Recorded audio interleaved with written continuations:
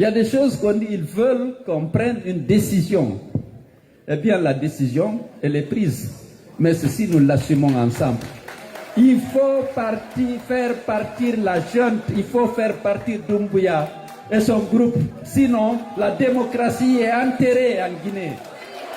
Les droits humains seront enterrés. Il n'y a pas mille solutions.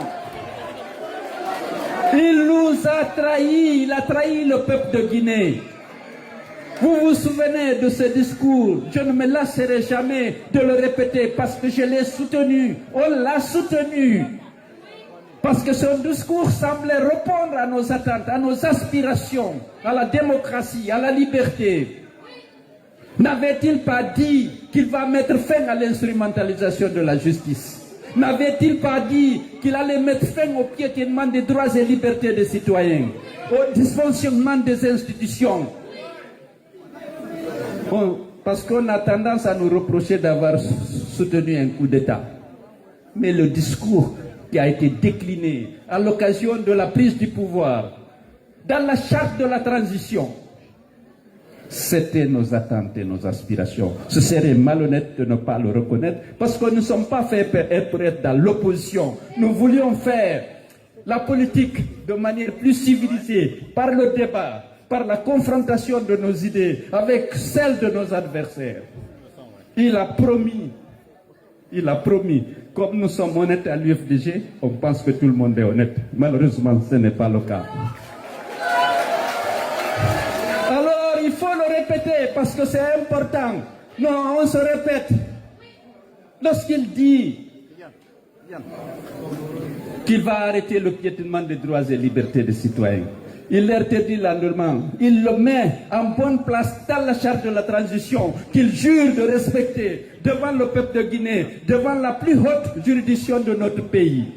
C'était devenu un serment d'officier, un serment d'un homme qui a eu la chance d'être la tête de notre pays.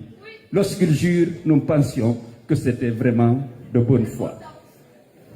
Mais aujourd'hui, les droits et libertés des citoyens.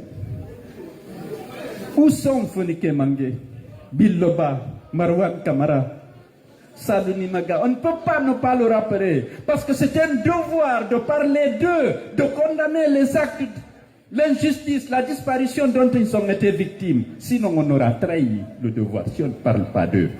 Même si on se répète, j'accepte qu'on me reproche de me reprocher. Mais c'est des gens victimes de leurs convictions. On doit leur rendre hommage.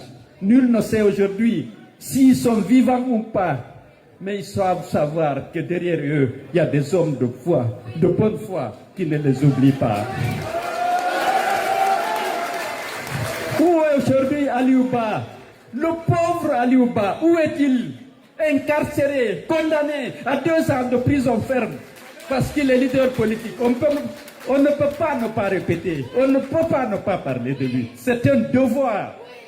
Les 65 jeunes qui ont été abattus froidement parce qu'ils manifestaient parfois contre les coupures d'électricité, ils n'ont pas eu droit à la justice. On ne peut pas se taire. Même si on se répète, on doit le faire. Parce qu'on doit dénoncer la folie liberticide de la junte. C'est des pratiques contraires aux engagements pris, aux serments qu'ils ont prêtés. On ne peut pas ne pas le rappeler. Excusez-moi, je dois me répéter, mais je dois rendre hommage, exiger la libération de Fonike Mangé et dénoncer les disparitions forcées dont lui et les autres ont été victimes. Quelle est la solution? Il y a une seule solution. Il faut dégager la jeune et Mamadi Doumbouya. Il n'y a pas mille.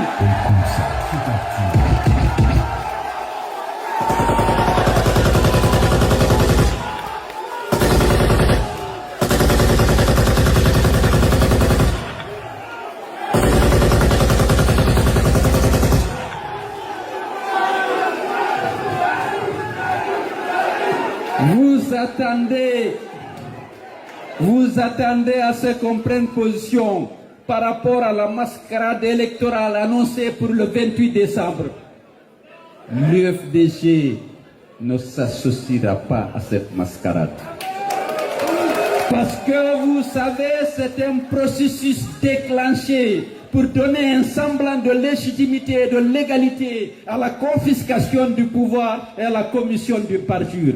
Nous ne sommes pas de cette catégorie. Nous ne participerons ni directement ni indirectement à cette mascarade. L'UFDG est un parti fort, crédible, respecté de l'intérieur, à l'intérieur comme à l'extérieur. Si nous associons à cette mascarade, à cette confiscation du pouvoir, à cette commission d'un parjure, nous allons perdre notre âme. Nous ne le ferons pas, ni directement, ni indirectement. Vous savez, le processus a été déclenché. C'était d'abord le référendum. On a demandé à nos militants et à tous les compatriotes de ne pas participer.